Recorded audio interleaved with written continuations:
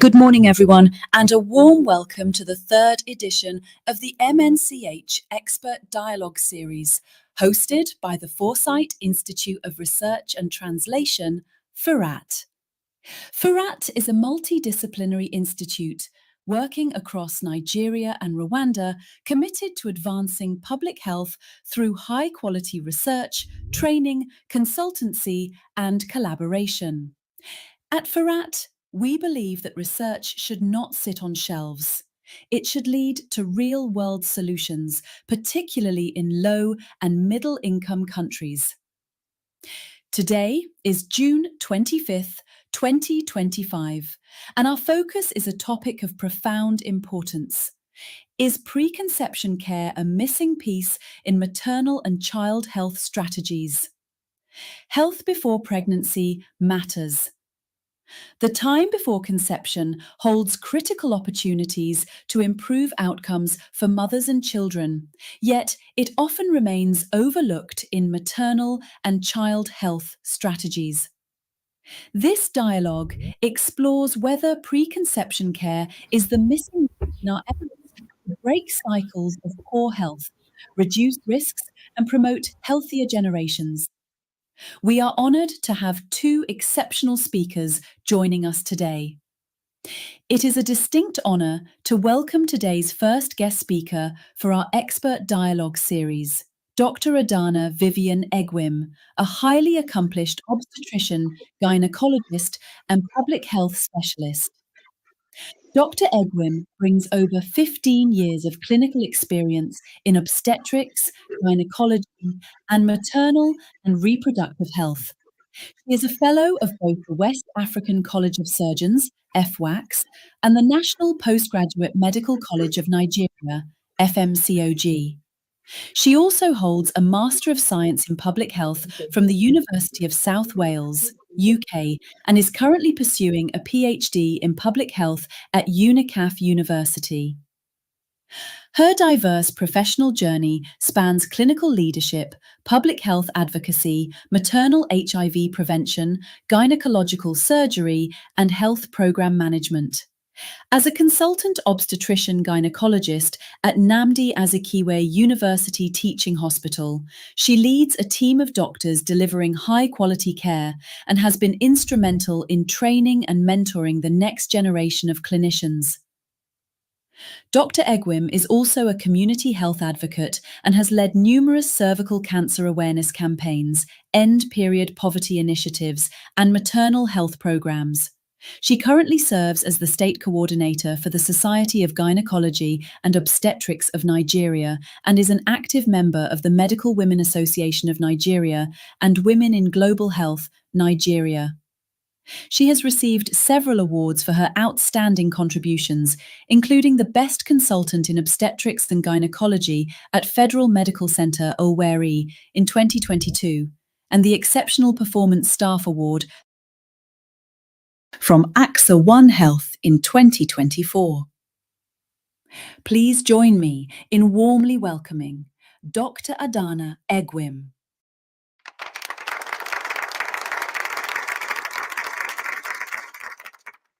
Eds on Adana Egwim. It is also my great honour to introduce our second guest speaker for today's Expert Dialogue series, Mrs. Mtondera Enes Muntali, a renowned nurse midwife leader and global health expert from Malawi.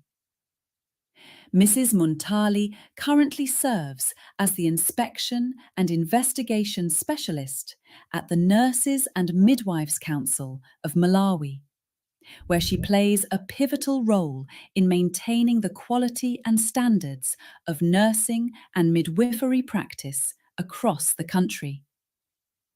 She brings with her over 14 years of extensive experience in clinical nursing, midwifery, health management, and public health systems. She holds a Master of Science in Global Health from the College of Medicine, University of Malawi, and a Bachelor of Science in Nursing from Kamuzu College of Nursing. Her expertise spans regulatory oversight, institutional accreditation, quality improvement, and health systems strengthening. She has led multidisciplinary teams, mentored countless nursing and midwifery professionals, and played a significant role in health service delivery at both district and national levels. Mrs. Muntali is also a published researcher and presenter at several national and international forums, including the International Confederation of Midwives, ICM, Congress. She has worked on respectful maternity care, preconception health, and maternal and newborn health systems. Please join me in warmly welcoming Mrs. Mtondera Muntali to our virtual stage. We thank both speakers for bringing their insights and global perspectives to this conversation. To formally open today's session and guide us through this important dialogue, we now hand over to our moderator for today's discussion.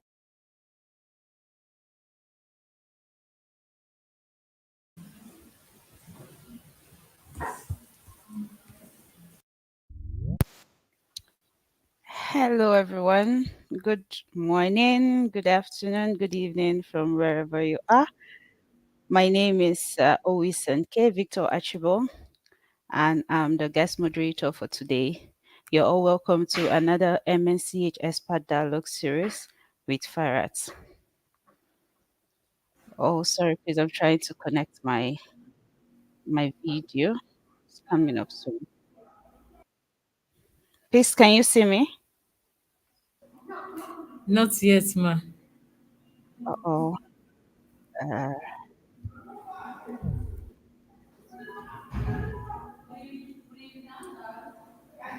uh, okay, please just 1 minute. Let me fix it in.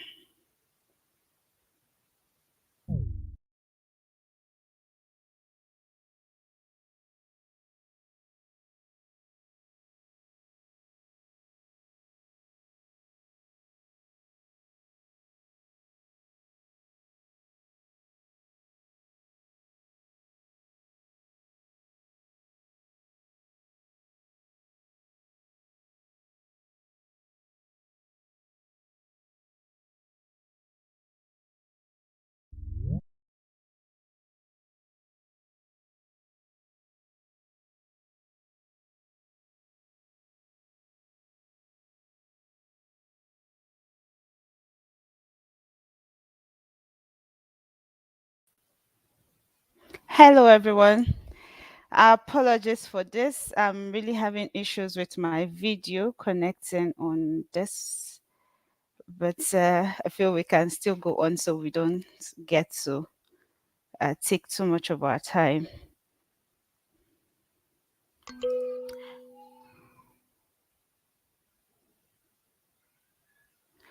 So today we'll be talking on the role of preconception care in improving maternal health outcomes. We all know maternal and fetal mortality remain a significant global health issues in the whole world.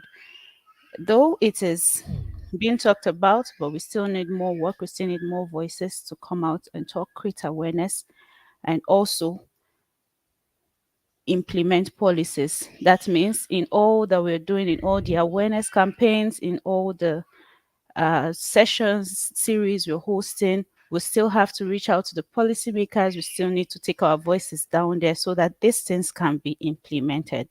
So if we're talking about preconception care, we all know that maternal care starts way before you even get pregnant. As a young girl, as young sisters, mothers, we have to take care of ourselves before the pregnancy, because we know pregnancy comes with different situations, different scenarios, and for us to prevent the burden that comes with health crisis during pregnancy, we need to take care of ourselves.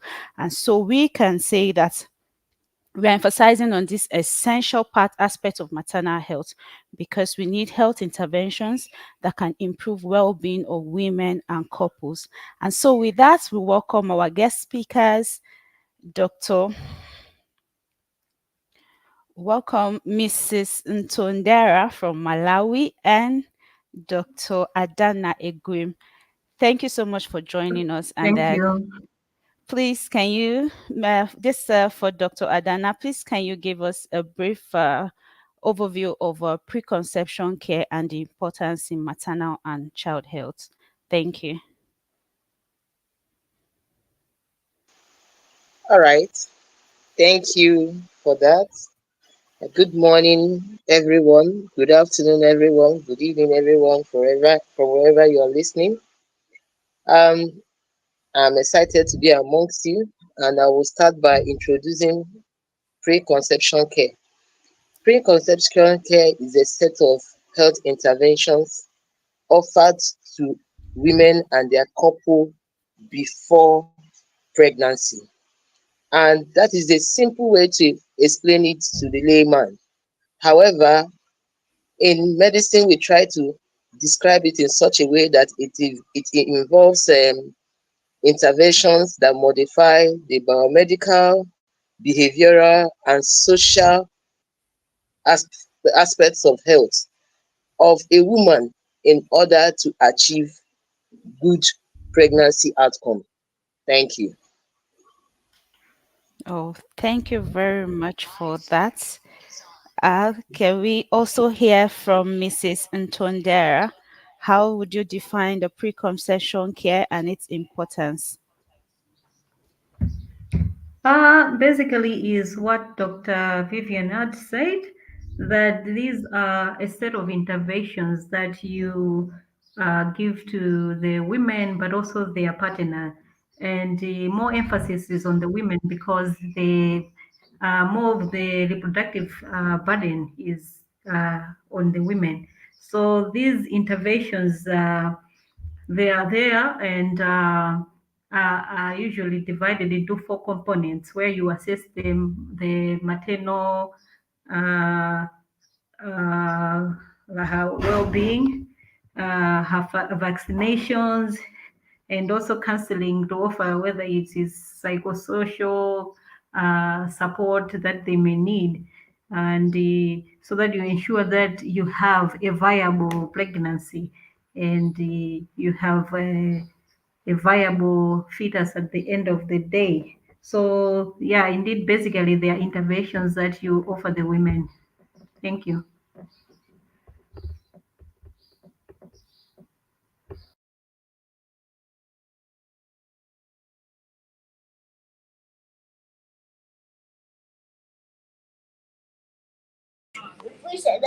We can't hear you. I think you're muted. Hello? You didn't hear me? Can you hear me? Yes, we can hear you now. Okay, but can you still see me too? No, no. Oh, wow. My network is really having it today. We can see you from a different account, but we can hear Okay, you from yes. one and see you from another. Can you see me now? Yes, yes. On Yes. another, yes. Okay. So sorry about that. I'm really having a tough time connecting. But if we can see or we can hear, we can continue from here. So for Dr. Adana, how does a woman's health before pregnancy influence the birth outcomes and the health of her child?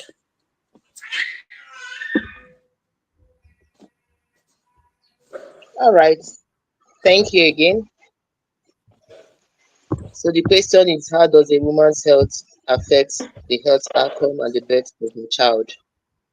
Yeah. All right. Let's start with the the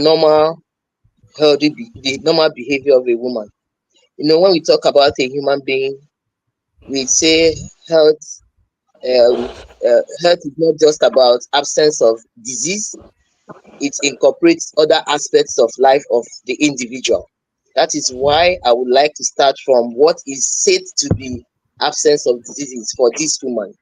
So, what aspects or social behaviors of this woman can affect her child and the pregnancy? Let's start with some deficiencies like anemia, if she's not feeding well, if you have nutritional deficiencies, that could impact on the pregnancy and the well-being of the unborn child. Okay, let's talk about things like smoking or substance abuse. That could go a long way to impact also on the um, um, pregnancy. And how does these two examples I gave, like anemia, can cause preterm birth? It can predispose a woman to much bleeding after delivery. It can predispose a woman to infections in pregnancy. What about smoking? In smoking, one could have growth retardation of the babies, making the babies affecting the growth of the unborn child. Then it could predispose to some conditions in pregnancy that affects the attachment or the positioning of the placenta, especially separation of the placenta prior to delivery of the baby. And that could lead to bleeding in pregnancy even before term. Okay, let's talk about some conditions, disease conditions that may not be identified in the woman prior to pregnancy, especially if they are missed. So things like hypertension hypertension before pregnancy, diabetes. Hypertension can cause retarded growth, can lead to loss of babies it can cause convulsion, what we call eclampsia, and it can lead to increased operative deliveries, can even lead to preterm birth. It can even cause death of the mother. Stroke, the same stroke that happens in non-pregnant women, can also happen in pregnancy. There are even worse off in pregnancy. Then diabetes before pregnancy, of course, this has numerous complications when not managed well before pregnancy. Diabetes can affect the woman, can lead to kidney disease of the woman, can affect the eyes of the woman, can lead to cardiac disease like stroke, the same thing with stroke, cardiac arrest. Then when it comes to the baby, it can cause death, unexplained death, sudden death of the baby. It can cause some abnormalities, especially congenital birth defects in these babies, and a lot more. Then there are so many things that could be identified in a woman before pregnancy that can affect the outcome of the pregnancy. And what are these? Even some genetic conditions. Let me say, for example, if a woman has sickle cell disease and this was not identified before pregnancy, this could as well affect the woman, lead to frequent crises. It could affect cause preterm birth. It will cause death of the baby and all the rest of it, because in sickle cell disease there is also relative hypoxia, and this could affect the growth of the baby in utero. Then when we talk about some infections, existing infections in the woman, like human immunodeficiency virus, which is popularly known as HIV, you can see that if a woman is not identified early, it becomes more likely that the baby will have HIV, and that has a long impact on that child. Of course, it's one of the common causes of child death common causes of early child death. Then there are lots of things. Okay, let us talk about female genital mutilation. If you don't identify women who are mutilated prior to pregnancy, that could lead to obstructed labor and issues, even postpartum hemorrhage, and that could impact on the woman's the outcome of pregnancy for the woman. So there are there are so many things or so many conditions in a woman that can impact the outcome of the baby as well as the pregnancy, not just the baby. So it is important in preconception care, as we're talking about it today, to identify these conditions, manage them early, and then help prevent these numerous conditions I've mentioned. Thank you.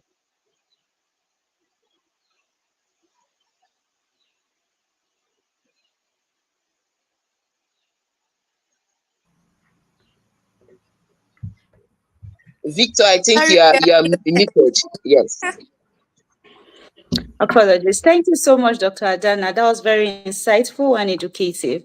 You said something on female genital mutilation affecting pregnancy.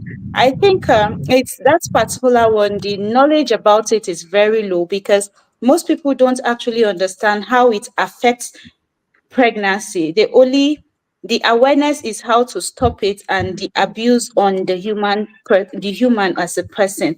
Please, can you explain further how this can actually affect maternal health? Thank you.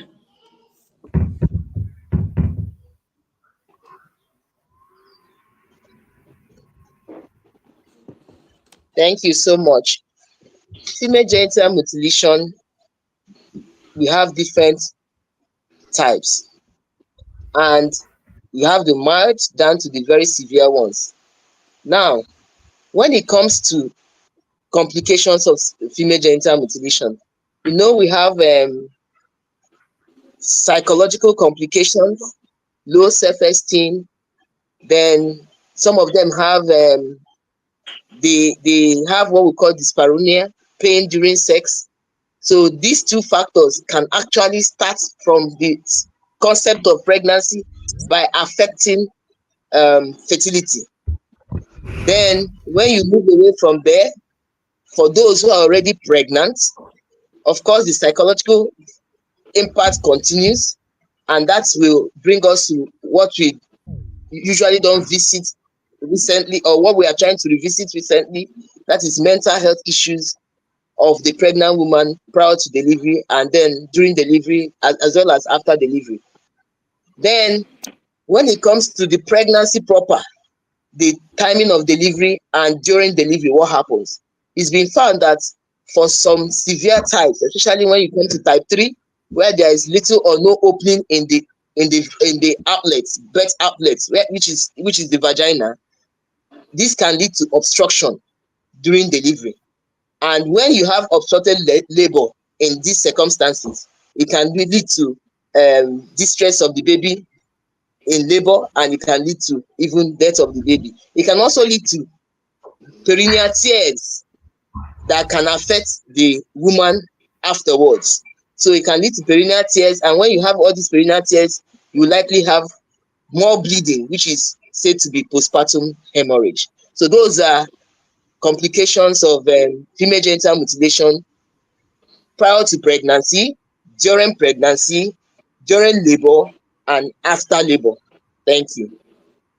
Thank you so much for that educative one there. So these are like cultural and systemic barriers that hinder so much, because we know that some women, because of the psychological effects, they actually are very, very careful, too sensitive, or some of them are very careless, because sometimes they might not even be aware of what lies ahead of them or what they are going to go through or what they are even going through at the moment. So what are some systemic barriers, some social cultural barriers that can hinder the uptake and the access of preconception care?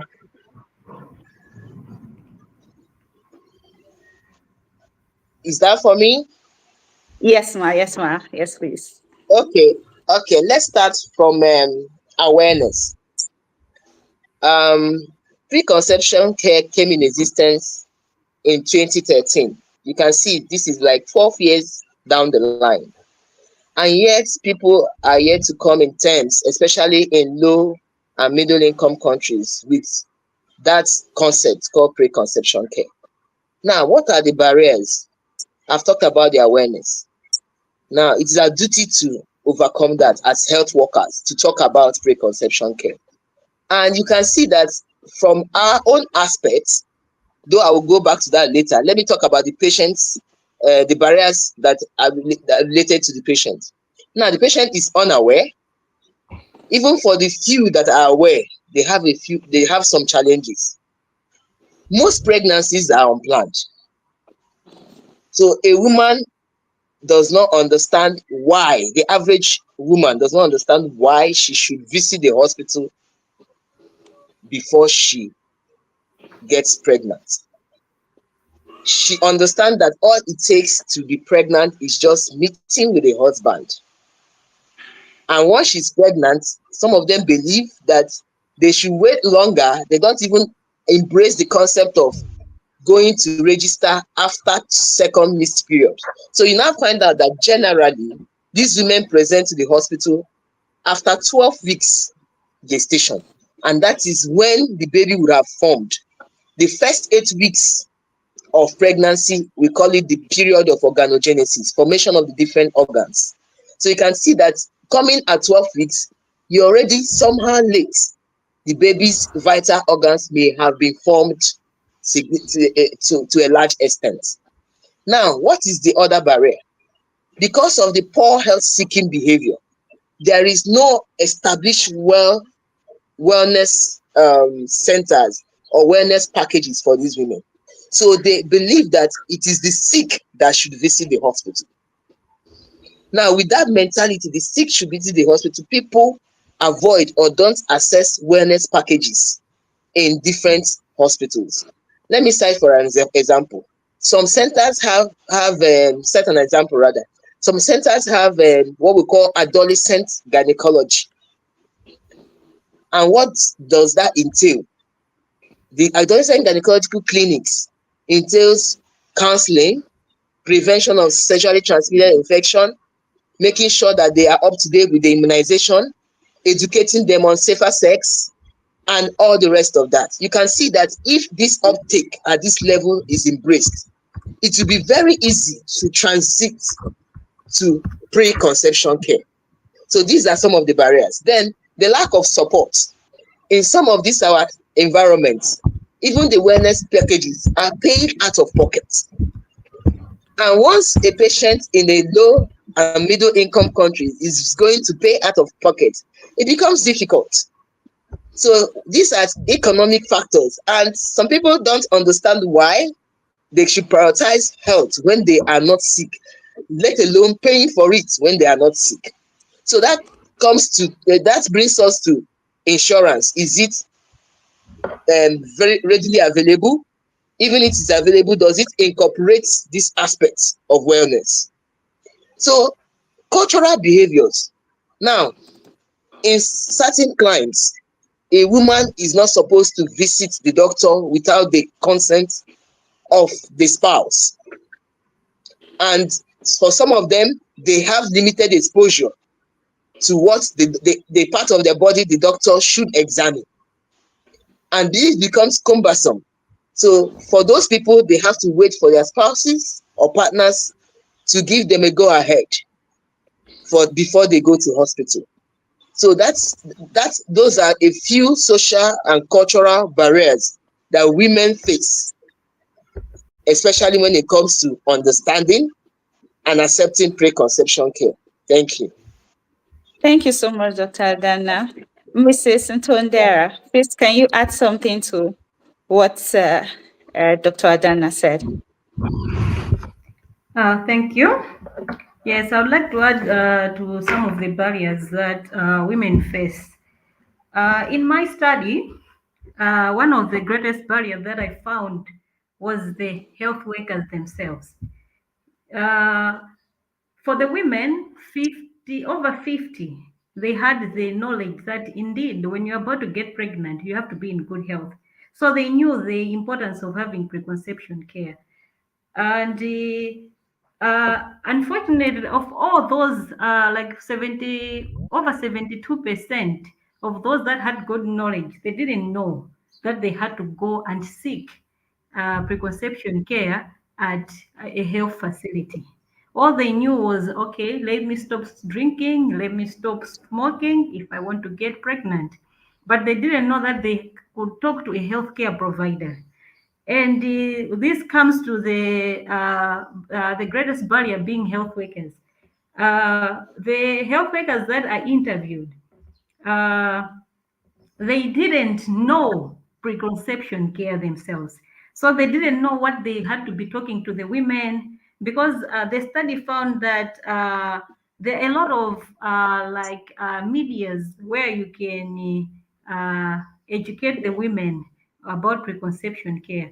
Women come to the hospitals all the time. You find that we have women that come to do family planning. they have maybe the intrauterine devices, contraceptives. Some may have the implants, and they're coming to you to tell you that they want to remove. That's an entry point.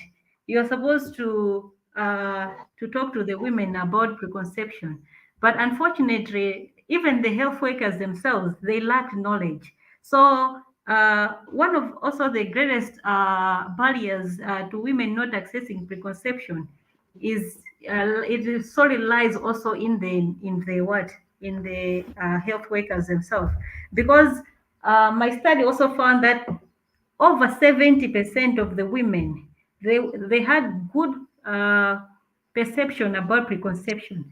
It means there is a will. They were willing to access preconception if it's going to be offered to them. But unfortunately, on the health workers' part, they were not offering it to them. And if you also come back to the health facilities, you find that even if a woman comes to the health facility, maybe when she has just missed the first period, uh, most of the sub-Saharan countries, like the health centers, the primary health facilities, they don't have resources enough to detect the pregnancy. They'll tell you they don't have the pregnancy test kit. They will not have the ultrasound scanning. So they'll tell the woman to go and come back when the pregnancy is palpable or when they can be able to see it, because they're solely relying on their hands to examine if the woman is pregnant, and even using their eyes to just see maybe the changes that come with pregnancy. But you find they are lacking diagnostic materials to be able to detect this pregnancy. So it is one of the barriers that we miss an opportunity to offer to women that are willing to access preconception. Thank you. Thank you so much, Mrs. Ntondera. On your recently published paper, we've gotten to understand that knowledge and training was actually the root cause of the uptake of preconception care. So, but despite the limited knowledge, we got to understand that the health workers and the women, they had positive perception towards the preconception care. How can we leverage this positive perception to improve the uptake and delivery of preconception services? Like Vivian said, it's now 12 years, almost 13 years down the line, where preconception care was adopted to be like a preventive strategy in improving maternal and newborn health. But what is on the ground?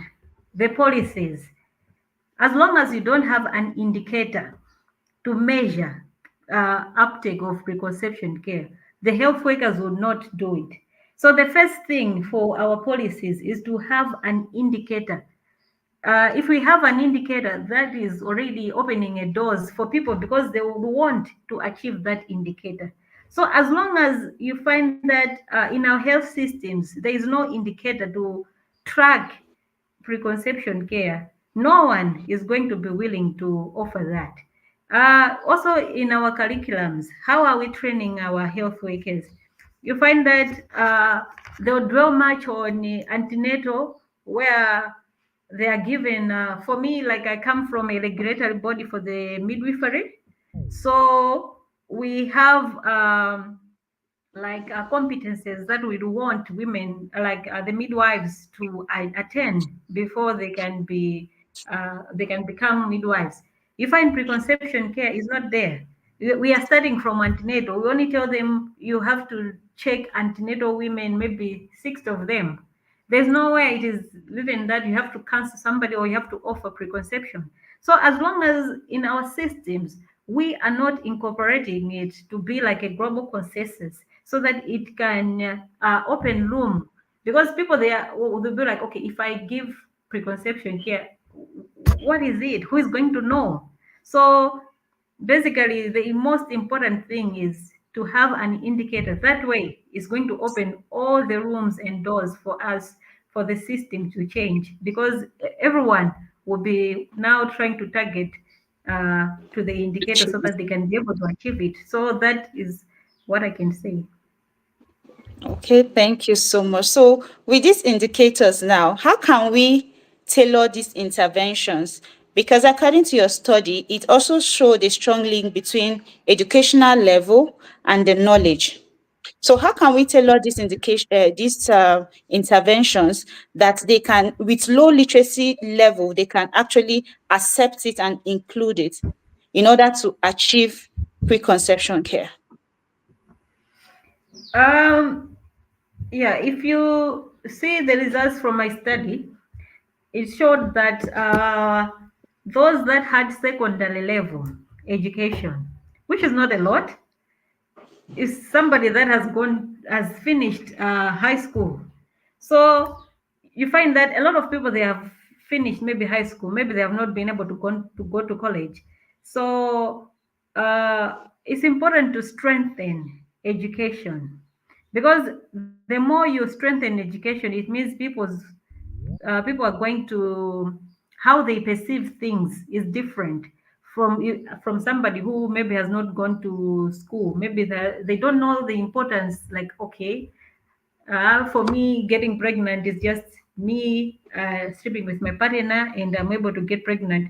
And everybody in this village gets pregnant and they deliver. Because usually people, they will associate, if you have a child with maybe birth defects, you'll be like, maybe they have been bewitched, or is their unluckiness that they have a child with birth defects. But that changes with education as you grow, because eventually you start to realize that it's science. Science is what is making things happen in this world. So improving on education level, but also from my recommendations I made is, you have to use that opportunity of education, because the women, they were willing, they were willing, like, if you could offer them, they could achieve it. They could go and take the preconception care. So it is important that we, as health workers, we have to use that opportunity.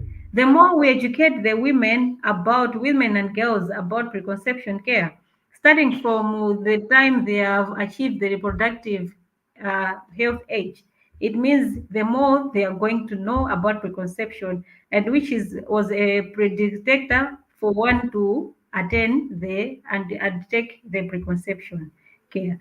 So only if we improve knowledge for the women to be able to know what is out there, and this can only happen if we also improve the knowledge of the health workers, so they can also be able to give out the right information. We have programs like school health out there that are also delivered in secondary schools to girls of reproductive health age group, and that is also one of the opportunities that we have as the health workers, to be able to reach out to many, so that as they grow old, they can be able to know that there is preconception care, and it is important that they get pregnant, was prepared, both physically, psychologically, emotionally. Yeah, thank you. Thank you so much, Mrs. Ntondera. So we move to Dr. Adana. Well, from what Mrs. Ntondera said, is it the same thing in Nigeria? The knowledge of the healthcare workers and the uptake of the preconception care by the women? Thank you. All right, thank you. You could, if you can remember, when you asked me about the barriers, I started by mentioning the health workers, and I just said, okay, I will get back to that.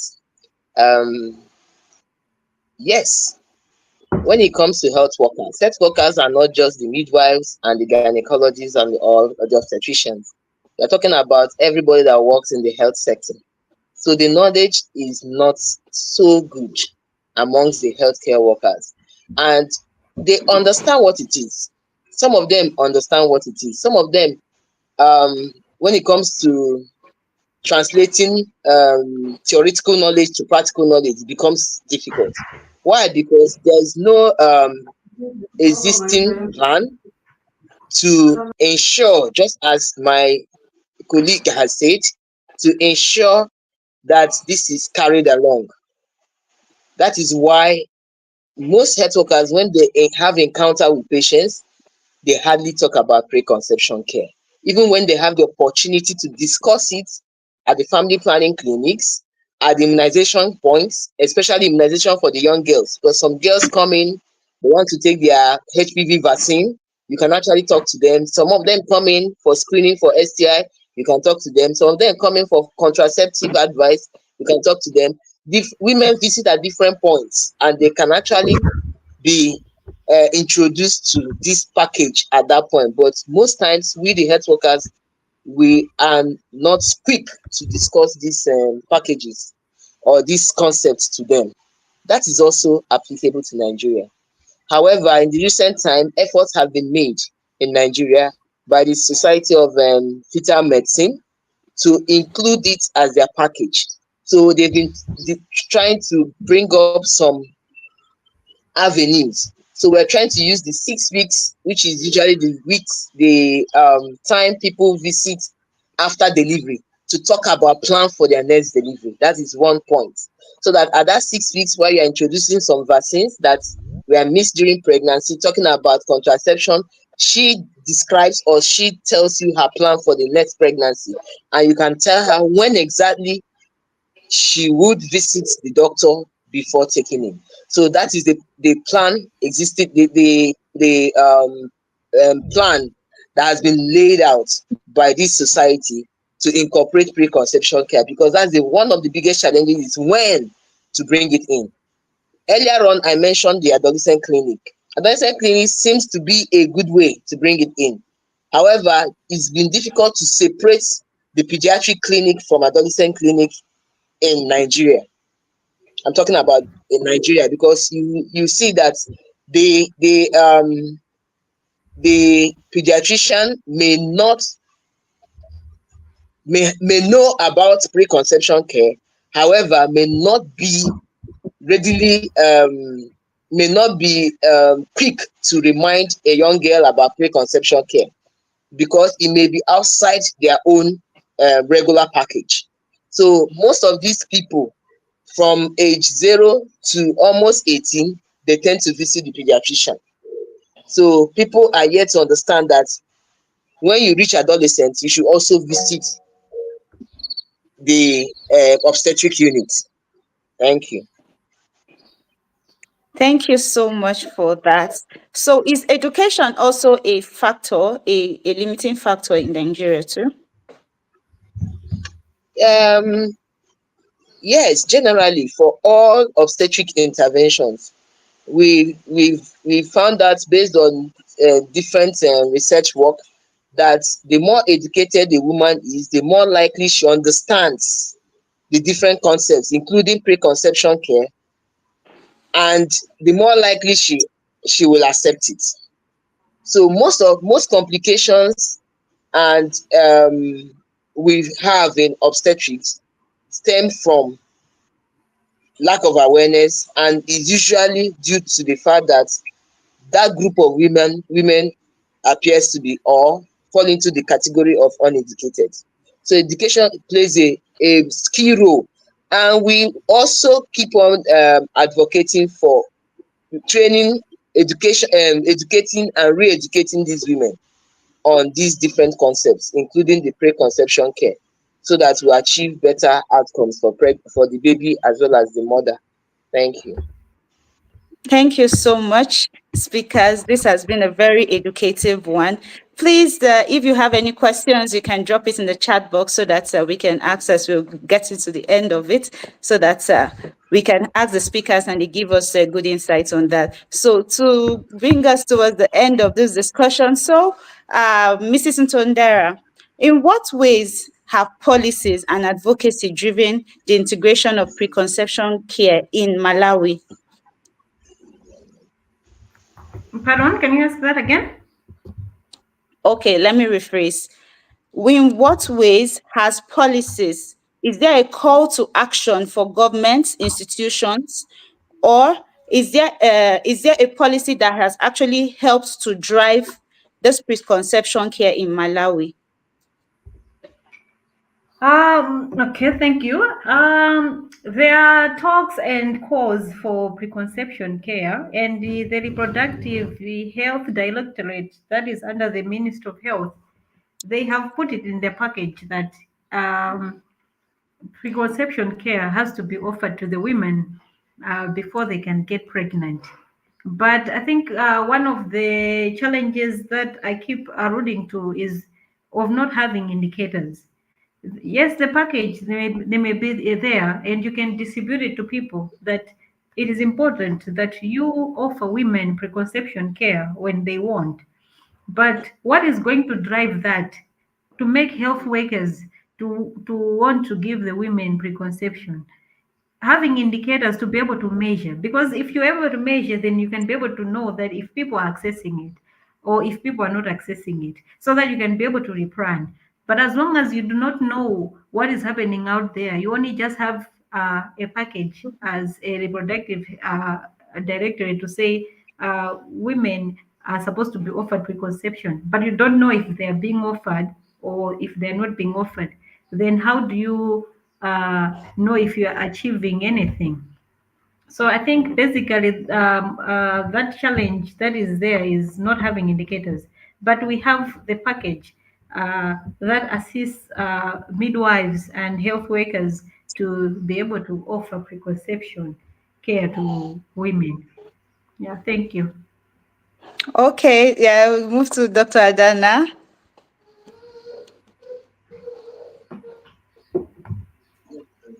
All right. Yeah, like I said, what ways policy and advocacy driven the integration of preconception care? Are there policies in Nigeria? Okay.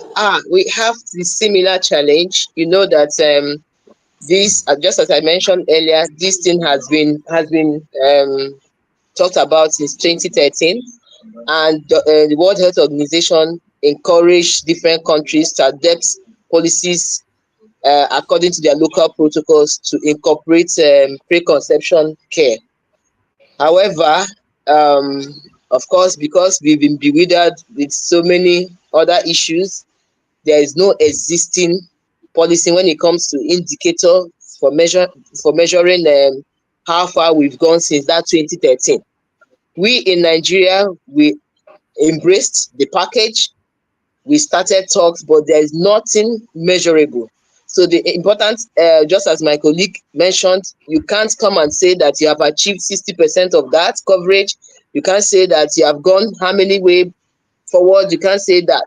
So there are different. There is no established way to measure our success. So we can't really say how far we have achieved when it comes to preconception, because still in this practice we still see women who would have, or babies who would have survived if they had come before pregnancy.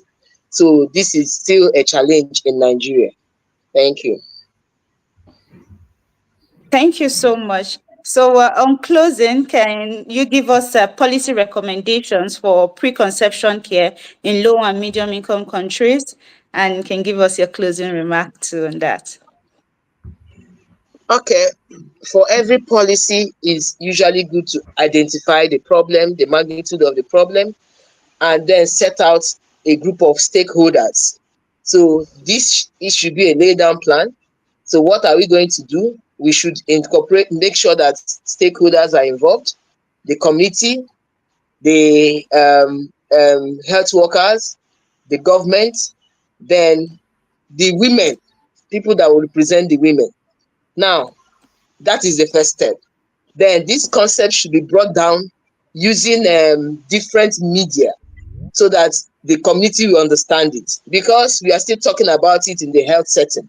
So we need to disseminate information.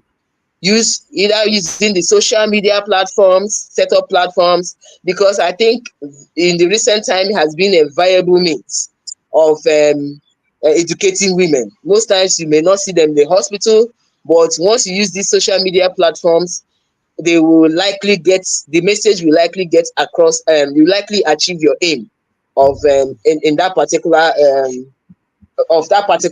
project or whatever you're doing. Now, apart from dissemination and use of the social media platforms, we also advocate that instead we use the different points, especially the postnatal clinic and the adolescent gynecological clinic. Then we should establish pre-conception clinics, separate them from antenatal clinics. That is very important, because if they are still with antenatal clinic, a woman does not understand why she should visit when she's not pregnant and stay in the midst of the pregnant ones. So if we have different preconception clinics, establish that separate clinics, is going to go a long way to help. Then also importantly is ability to establish indicators to measure, just as we have discussed earlier. Let us say, okay, could we measure the, just as they say, missed opportunities when it comes to family planning? There's what we call people that want to assess family planning, but they cannot assess. So we use that to measure our progress in providing contraceptives. So we can actually measure the use accepted uptake of preconception care by talking about mortality, what do you call it now? By talking about diseases that present late or unidentified chronic medical conditions, or fetal losses due to chronic medical conditions that should be identified early. If we could say like fetal losses within the first 20 weeks, that could be an indicator. If we could talk about admissions in the hospital prior to 20 weeks due to maternal conditions, that could be an indicator. Then the prevalence of maternal to child transmission of HIV, that could be an indicator. So some of these indicators can come in and help us to measure. And we should have not just measuring, we should have data where these things are collated and published, so that the different communities, different countries learn from whatever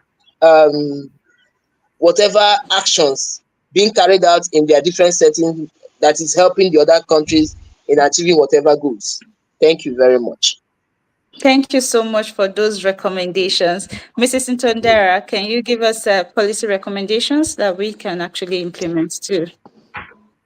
Basically is what my colleague has said, but I would also add on to the outlet points where preconception care can also be an entry point. Like we have the family planning clinic where women are trying to space out their pregnancy. That's an opportunity for you to be talking about the next pregnancy. But also the cervical cancer screening clinics, where you can also is also an opportunity for health workers to talk to the women, and also the chronic diseases clinics like diabetes, epilepsy clinics, mental health clinics, high blood pressure clinics, because we understand that these conditions have an impact on the outcome of pregnancies. So there are also good entry points for one to talk to the women about their intention to get pregnant. I see there are 2 questions in the chat box. Maybe you may need to take them. Yes, I was waiting for you to finish so I can drop the questions for you. Thank you so Thank you. much, Dr. Adana and Mrs. Ntondera. We've actually had a very educative session, and I also think maybe we should take this education and these policies to the secondary schools too. If we start from the grassroots, they will be aware ahead of time before they even get to that point. So because we know these young ones, they actually assimilate, understand, and they are very eager for what the future holds for them. So we'll now go to the questions side. Please, if you still have more questions, you can drop in the comment section. So the first question said, since most health practitioners don't quite implement this preconception care, as a lay person, can you give us things to do or ask from the healthcare professionals when next we go to the hospitals as regarding preconception care? So please, we'll give it to Mrs. Ntondera. You said what, sorry? Okay, let me read it out again. The question said, since most health practitioners don't quite implement this preconception care, as a layperson, can you give us things to do or ask from healthcare professionals when next we go to the hospital as regarding preconception care? Okay. I think that would be talking to the health workers to ask them, like you would initiate by saying, I would like to know if I am physically, emotionally, psychologically fit to get pregnant. So that is the entry point. So the health workers, then they would examine you and do the diagnosis, all that they can do to be able uh, to be able to tell you that either you are fit to be pregnant. So, but for a layman's person, that's what can be the entry point to ask them if you are physically fit to get pregnant.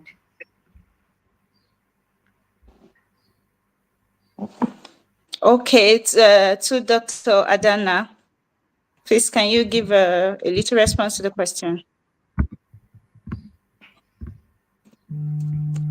All right, thank you very much. My colleague has mentioned one important thing to initiate the discussion, but I want to tell people here that the preconception care is not is the responsibility of all doctors.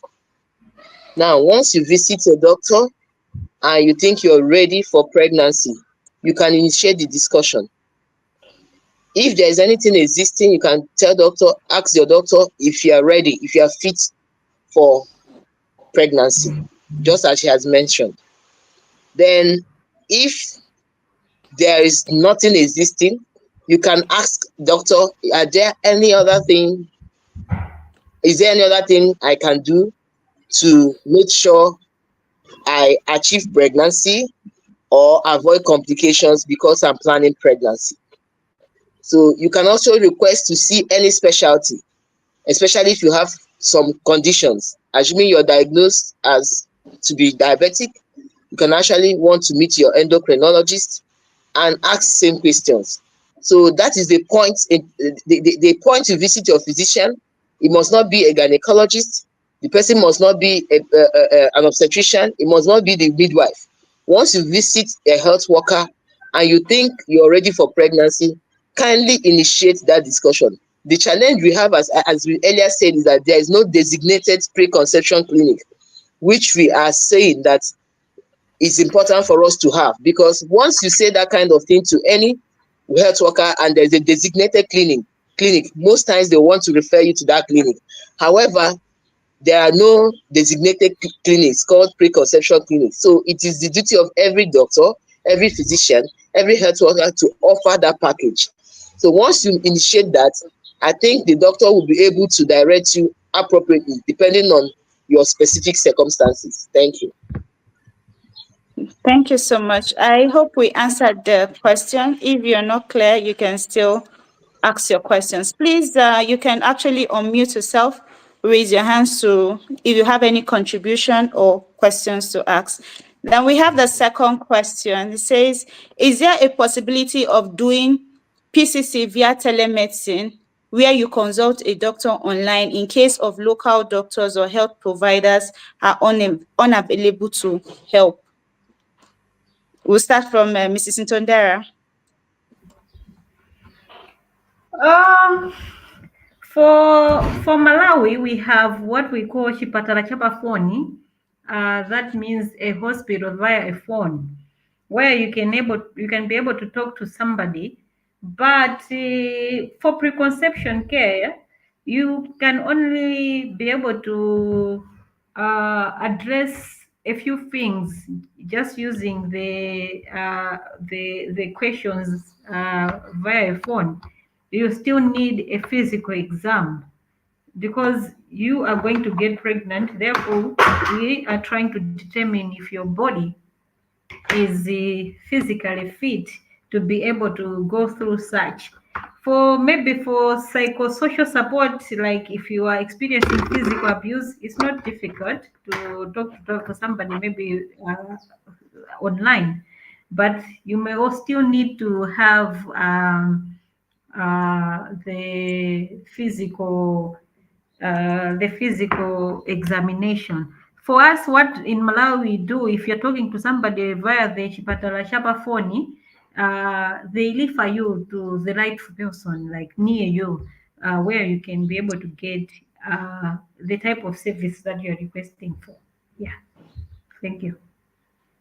Okay, thank you so much, Mr. Ndera. Dr. Adana?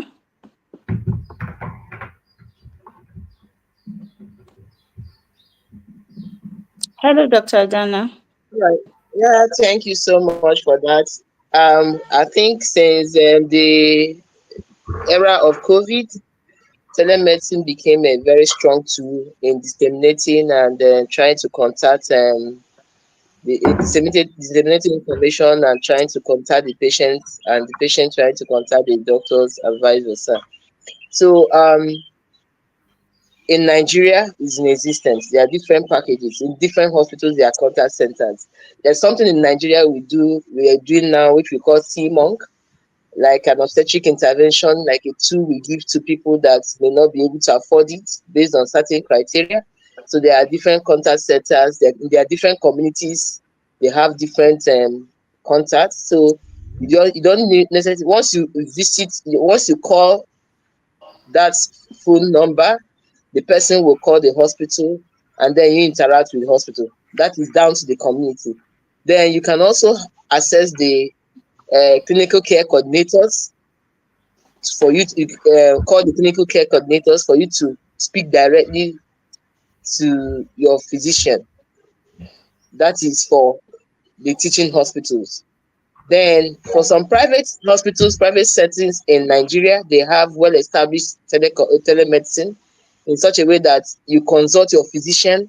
You have telemedicine medical officers that consult you and determine when you should visit, do a physical, or even tell you where to go to for you to assess immediate investigations and for you to get some drugs.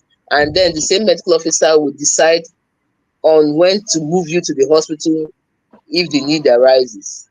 So telemedicine has been a strong tool and is also used in mitigating the barriers between improving the accessibility of patients to health services. Thank you. Okay, thank you very much. I hope your question was answered there. I also have a question. So, Dr. Adana, you said you have the adolescent clinic.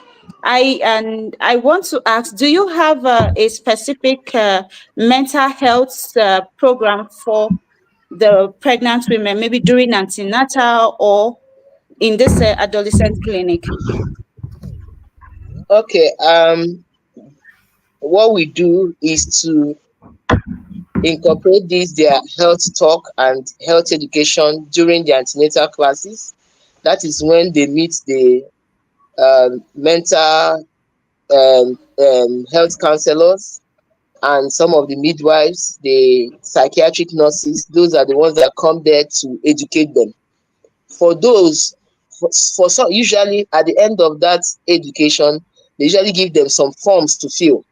So based on that form, it's like a kind of assessment to identify those that need further review.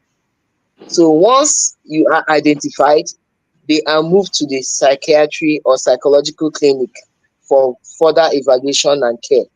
We don't have an existing perinatal mental health clinic. However, we have perinatal mental health education that is incorporated in health educations for antenatal patients. And once you're identified, you are moved to the psychiatric clinic or the psychological clinic, depending on what is being identified. And then from there, you get evaluated and get treated. That is what we have. Okay, thank Now, you. let me go ahead and say something. Why we don't have an existing perinatal mental health clinic is because of paucity of psychiatrists and clinical psychologists in our country. So, like in my hospital, we have just 3 psychiatrists, consultant psychiatrists, and we have 2 junior doctors working with them. Then we have 2 psychiatric nurses. You can see Then the clinical psychologists, they are neither here nor there. They just come in and go.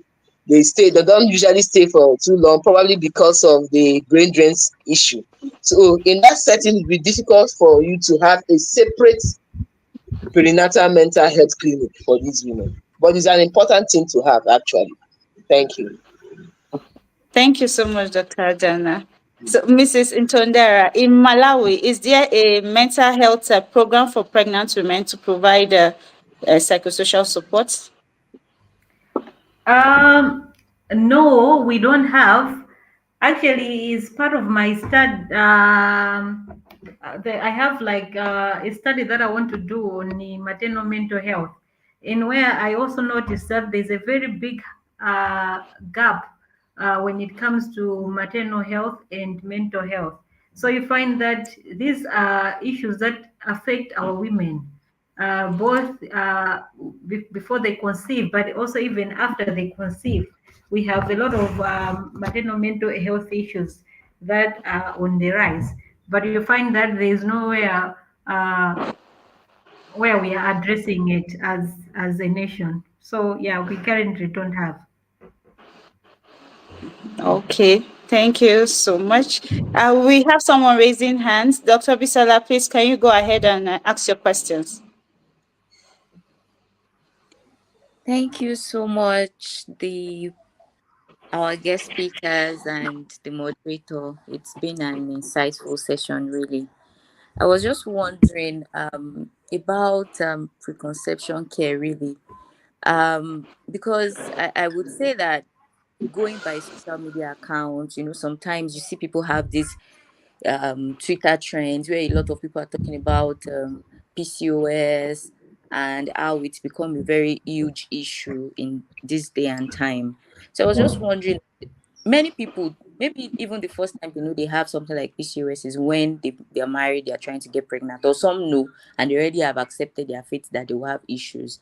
Is it possible to maybe expand, like Dr. Adana mentioned, that they have maybe like, I don't know if they have fertility clinics, to really at maybe institutional level incorporate them to include preconception care instead of maybe just waiting for large scale policy implementation, but on a country level, if maybe institutions can start to adopt expanding their fertility clinics or maybe specific clinics to include preconception care for people, so that they don't have to go through the rigors, or how would I say it, after. I don't know if my question is clear. Sorry. Okay, I'll start.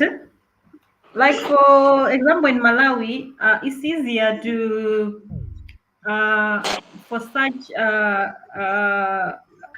activities to happen at a private health facility, where you find that yeah, people can just go and they can demand for it, because private hospitals usually they have a lot of specialties in their settings. Unlike maybe if you go to public health facilities that are usually understaffed, and maybe you may not find a lot of specialties at maybe the primary care levels, but usually it will be easier at private facilities. But also, a study that was done here in Malawi, it was on birth defects, like the congenital anomalies, where they found that there was a rise of in these birth defects, and there was a call for having folate supplementation. And some even suggested that maybe these folate and the vitamins need to be maybe added to food that people usually consume, so that you are able to maybe even target those that don't come to the health facilities. Yeah, so I have seen those calls, but they are yet to be implemented. Yeah, thank you. All right, thank you. I will have to say something here that will like be like a bit of a surprise. those people that it's been found that those people that have chronic gynecological ailments or benign, or let me say like other gynecological problems, they tend to have a fantastic preconception care. The fertility, the people that visit the fertility clinics tend to have fantastic preconception care. Why? Ask me why. Because they're already committed in that journey. So they will likely visit, they're already motivated, and they are well known to the gynecologist, who may want to take them along that journey until birth. You can see there is no gap in the care of this kind of patients. Once you're a fertility patient, you likely enjoy all the services within the obstetric career of provided for pregnancy and then post-pregnancy. So then for the person that has the question, that is just for me to give you that information. For the person that has the question, yes, fertility clinics are just like, you say that the incidence of infertility or subfertility is just between 15 to 20%, though it's rising in the recent age, probably because of obesity and then the fact that male infertility is also male factor infertility is also rising. However, you should know that that is just like a proportion of the reproductive age women. So few of them may not have. The people that visit the fertility clinics are the ones that would have stayed 1 year, tried on their own, and then they saw that they could not on their own conceive, and then they visit the hospital. Remember that they would have spent a minimum of 1 year. So they may not be the right candidates, but it is an important entry point to explore, because those ones I know, they enjoy the preconception care, they enjoy early booking, they enjoy, in fact, almost everything for that pregnancy, because they don't usually, there's no gap actually from carrying you along, making sure you take in, they make sure there's no wastage, they make facts, they are the ones that actually enjoy the services. So then for PCOS patients are included in adolescent clinic. Let me tell you what we call the people we call adolescents medically. We usually use the WHO definition of adolescents, people between the ages of 10 and 19. Now, remember, we are also kicking against early marriage. So that is why we are looking for a way to move from adolescents into, especially for the ones that are normal, unquote, well adolescent girls. We are looking for a way to move from the adolescent clinic to preconception. If there's a way we can integrate these two, it will be very good. Somebody talked about secondary schools, university education, that is good. My colleague talked about cervical cancer screening, because that is also important, because we start cervical cancer screening from 25. And we found out that most women, the average age of pregnancy is between 27 and 28 for different countries. So if you use that entry point, it may be a viable option. So the challenge is trying to bridge the gap between adolescent clinic that ends at 19 years or 20 years and the preconception care that starts whenever you want to be pregnant. Thank you. Thank you so much, Dr. Adana. I hope your question was actually addressed, Dr. Bisola. Please, we have one more question in the box. It says, what are the requirements and criteria for opening adolescent clinic? And does it apply to only pre and post pregnancy?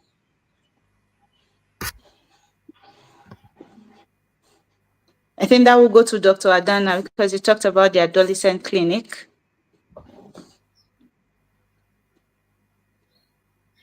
Hello, Dr. Adana. Okay. Yeah, thank you so much. That does not apply to only pre and post pregnancy. The life of a woman starts from in utero. Of course, that even she starts producing eggs from that point. Then when she comes out, neonates less than 1 month, infancy less than 1 year, pre-pubertal, and that continues. Your reproductive career potential continues until you get up to menopause. Now, why do we talk about adolescent clinic? Adolescent clinic incorporates some specialists, the pediatrician and the midwives, then the pediatric nurses, then the child educators, as well as the adolescent gynecologists. Now, these areas, once you have these different health workers I've mentioned, then you are ready to set up an adolescent clinic. Now, what do they do? In my center, the adolescent clinic is domiciled in the pediatric department because of their age, between 10 and 19. They invite the gynecologist when they think that that particular condition relates to the gynecologist. They invite the child educator, the clinical psychologist, when they think it has to do with psychological issues in childhood. They invite the different people when they think they cancel all that. So you can see that if you look at the different settings in different hospitals, those people are already existing. You have your midwives in the hospital, you have the pediatric nurses, they are there. Then you have the clinical psychologists already existing. You have, so it is like a visit coming together of these people, which is championed, led by the pediatrician. So it is the pediatrician that will direct the proceeds of the adolescent clinic. However, when it comes to what pertains to pregnancy and related issues, pregnancy, STI, or whatever, they bring in the gynecologist. So it doesn't take a whole lot to establish it. In my center, it runs like once a week, and the gynecologist may be invited once. It depends on the patient and whatever complaint the patient has, or whatever service the patient needs. Then what we are talking about now is how we continue this package, because adolescent ends at a certain time. So how are we going to continue this package to include the pre-pregnancy? Because the pre-pregnancy cannot span for all the years. If you make it like 10 years, it becomes challenging for the woman to cope with. So it's best while she's doing her well woman clinic, and whenever she's ready, it can be introduced to her, which is the preconception clinic. That is what we are talking about. Because if it spans for a long period, it becomes boring, and it becomes something that may not be taken so seriously by the woman. So what are those points between or from adolescent to pregnancy that we can come in and catch these women, so that they understand that prior to pregnancy, they should visit the physician or their physician? Thank you. Thank you so much, Dr. Adana. Please, I hope your question was answered. I want to actually thank all the two speakers. It was very, very educative, very, very beautiful, and very, very great.